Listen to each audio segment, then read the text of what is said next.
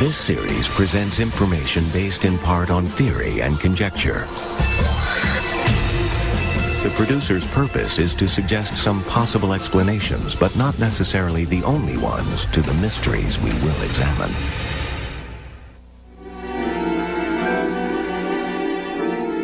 World War II is not just a memory in the coastal mountains of Brazil. The date is April 22nd, 1978. The place is a small hotel outside Rio de Janeiro. A noisy party at the Hotel Till is broken up by police who discover the people are celebrating something odd. The 89th anniversary of the birthday of Adolf Hitler. The raid resulted in the capture of a wanted Nazi named Gustav Wagner. The capture was made possible by Simon Wiesenthal, who is known as the Hunter, for he has brought more than 1,100 Nazi criminals to justice.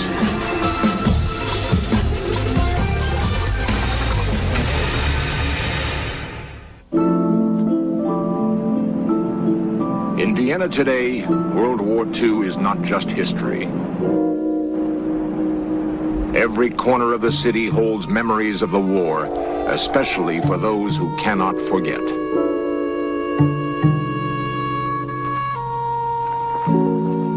Simon Wiesenthal cannot forget. It would be easy to say that what motivates Wiesenthal are his nightmare memories of the war.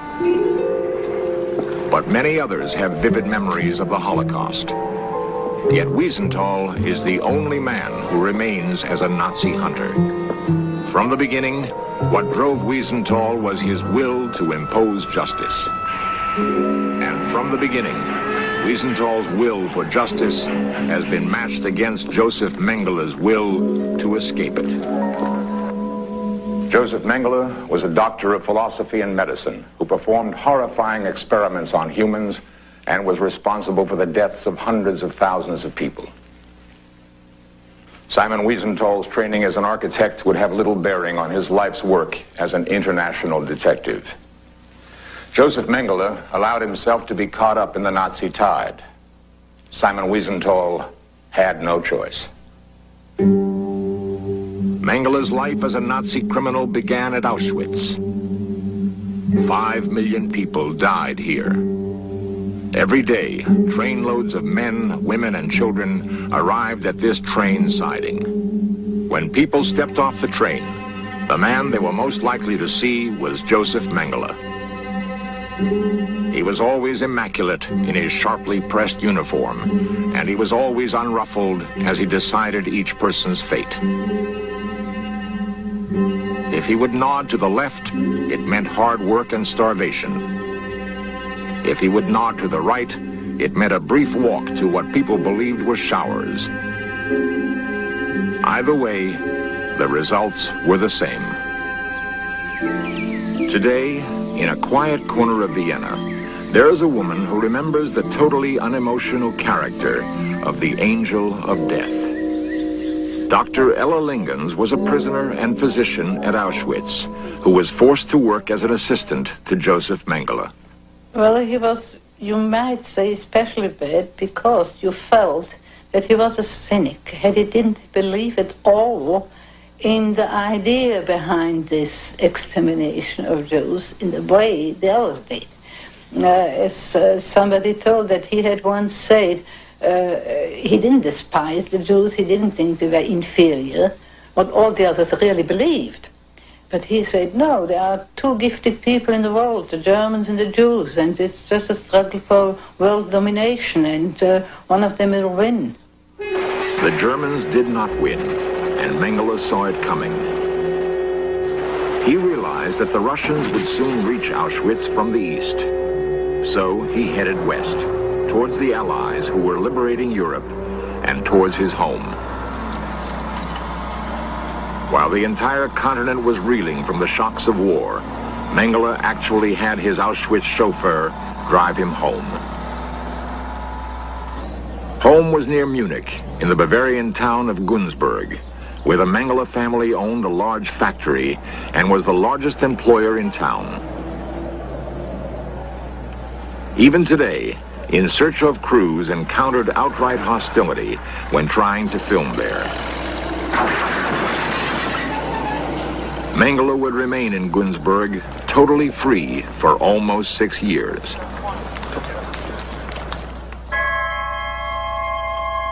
Just after the war, Mengele went largely unnoticed in the crowd of Nazi criminals, and it was not until 1950 that his name came to prominence in connection with Auschwitz.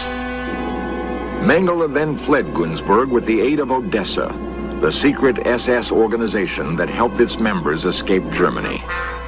He went to Italy, making the border crossing at Reichenpass, near the northern Italian town of Merano.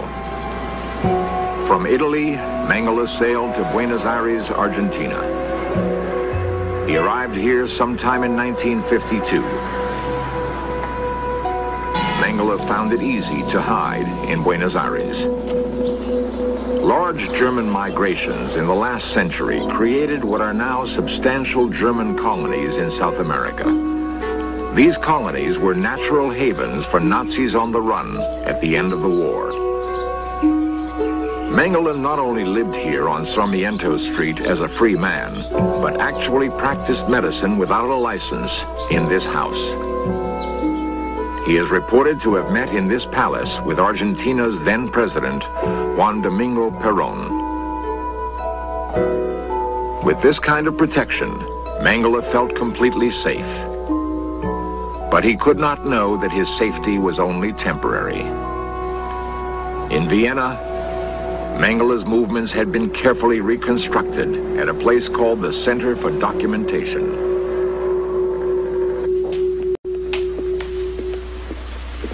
The patient years of tracking Mengele finally paid off for Simon Wiesenthal in 1957. I found Mengele in Buenos Aires as a practicing doctor. I give the information to the German, to the court in Freiburg and Breisgau, and through Bonn and through the German ambassador in Argentina, they asked for extradition. Virties 968 was the address of the house where Wiesenthal found Mengele. It would take almost 2 years, until 1959, before Argentina replied to Germany's request for Mengele's extradition. Argentina's answer came as a shock. The Procurador de la Nación give the answer: the crimes of Mengele are political and not criminal. And I think this was the green light for Eichmann, because if they don't extradite a man who was in charge of field operations to send hundreds of thousands of people to the gas chamber, and they see in this crime a political crime, they would not extradite Eichmann. Adolf Eichmann was kidnapped in Buenos Aires in 1960. His capture was the direct result of information supplied by Wiesenthal to Israeli agents. Eichmann's trial lasted 9 months, and as Wiesenthal had hoped, it reminded the entire world of the Holocaust. But Eichmann's capture also had another effect. Josef Mengele vanished from Buenos Aires.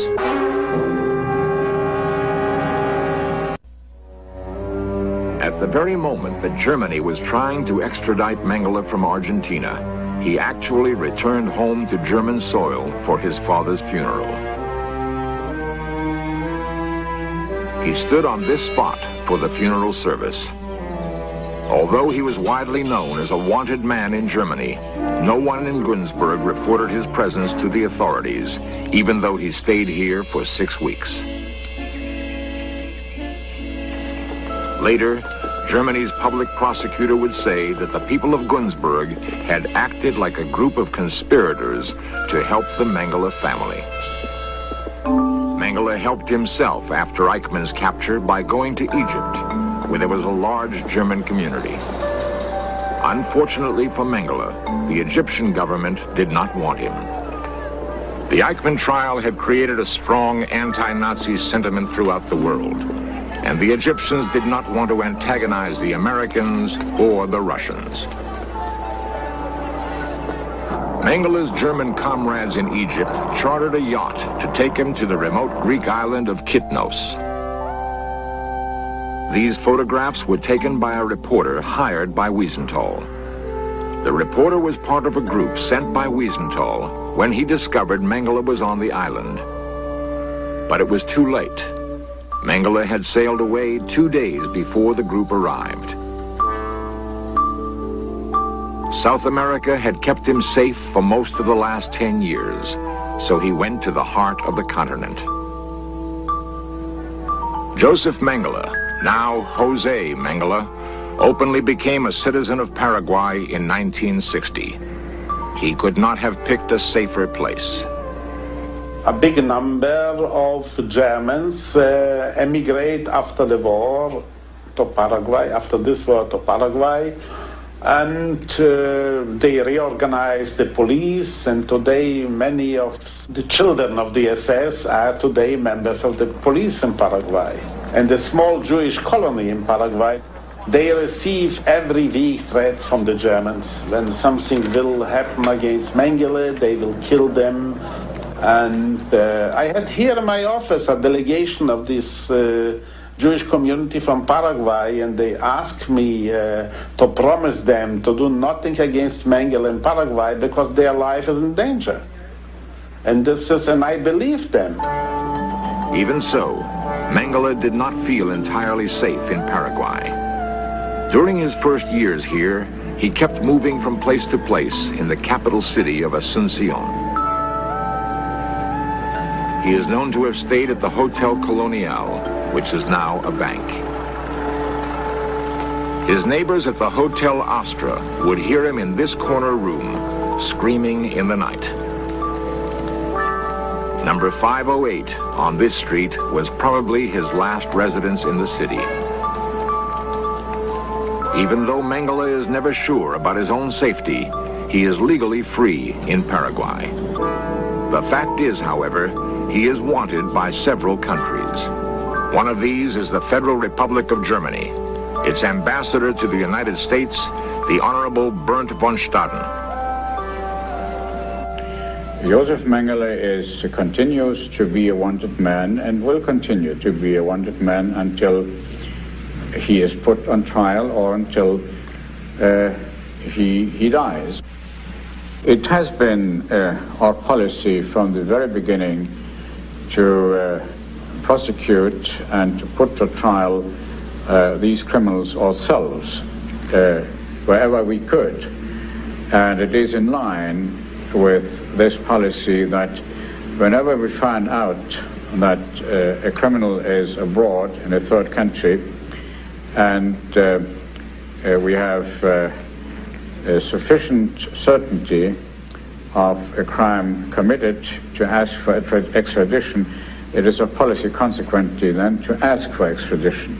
But Paraguay's President Stroessner, who is himself of German descent, has always refused to give up Mengele. On Washington's Embassy Row, diplomacy calls for polite language, even in the most strained circumstances. The Minister of the Embassy of Israel, the Honorable Hanan Baron. The other. I certainly would very much hope indeed that if Josef Mengele or any other Nazi criminal would be discovered and caught in any country, that this country would find it in its own ways and means to bring the person to justice, and if it cannot do so, to extradite him as quickly as possible to either Israel or to a country in which he can be brought to justice. I cannot perceive and conceive of a responsible government in the world which would not want to have Nazi criminals brought to justice. The efforts to obtain Mengele's extradition proved to be fruitless. Nevertheless, Mengele's fear of capture drove him deeper into the heartland of Paraguay. His destination was the remote eastern part of the country near the Piranha River. Very few outsiders are seen here, and those that come to look for Josef Mengele do so at their own risk. Just before In Search Of arrived, 2 film crews, one British and one Belgian, had their film destroyed and were expelled from the country. In Search Of could only film using a camera hidden inside a car. Mengele spent a lot of time in the Piranha region on the estate of Alban Krug, a wealthy German industrialist who surrounded him with 4 bodyguards. But what protects Mengele more than anything else is his uncanny ability to avoid capture. This is the German-style resort town of Hohenau in central Paraguay. It was here in 1964 that Mengele came closest to being apprehended.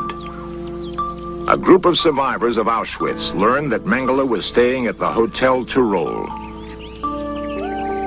They came here and rushed up to his room, only to find it empty. Mengele had left just 10 minutes earlier, after receiving a warning phone call. He was in such a hurry that he left in his pajamas.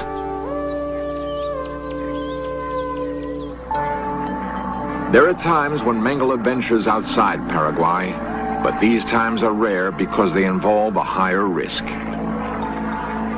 One such occasion was in 1968, when Mengele went to Bermuda to meet some relatives.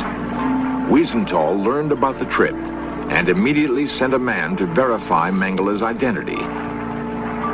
But once again, Mengele was already gone. The closer one gets to Mengele, the more elusive he seems to become. In Paraguay today, he is wrapped in legend. Wiesenthal must constantly guard against false rumors and mistaken identities. Wherever Mengele is in Paraguay, he has the protection of the Stroessner regime. There are times when even the remote Piranha region does not seem safe enough. Mengele then takes refuge in a large military zone in central Paraguay. It is a place so secure that even the Paraguayan police cannot enter it. In 1977, 2 events involving Mengele took place that are here reenacted for In Search Of. One of the last times Mengele was reliably spotted was when he was seen talking to 2 unidentified men on the Brazilian side of the Piranha River. Border checkpoints are few and far between here, and there is no record of his having made a border crossing. The most recent attempt to capture Mengele was made in that same year, when it was discovered that he was due to cross the border from Paraguay to Argentina at a given place and time. On that day, several agents were placed on the Argentine side of the border.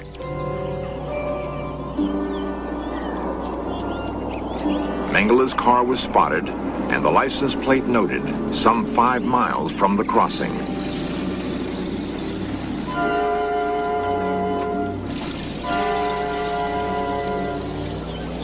But at the last minute, the car turned around and headed back into the Paraguayan interior. Today, Mengele's whereabouts can only be pinpointed by checking the most reliable sources in Paraguay itself. In Search Of made contact with members of Paraguay's opposition party, who verified that this hardware store belongs to Josef Mengele. Those same sources brought us to the small town of Altos. This road, which leads to a well-guarded gate which we were unable to photograph, is the access to a hacienda named Campo Condesa de Cue, where Mengele lives today.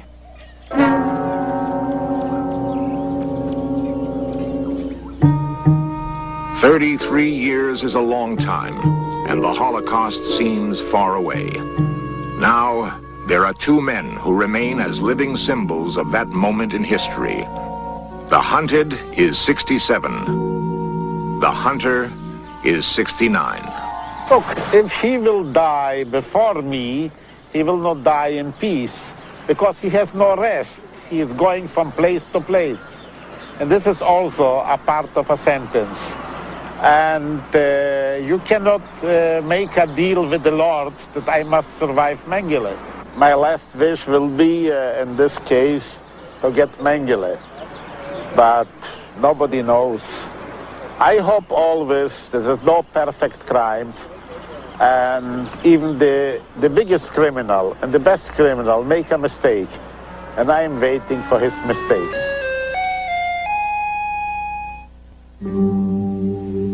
There was once a world in Europe that no longer exists, but it left behind an echo.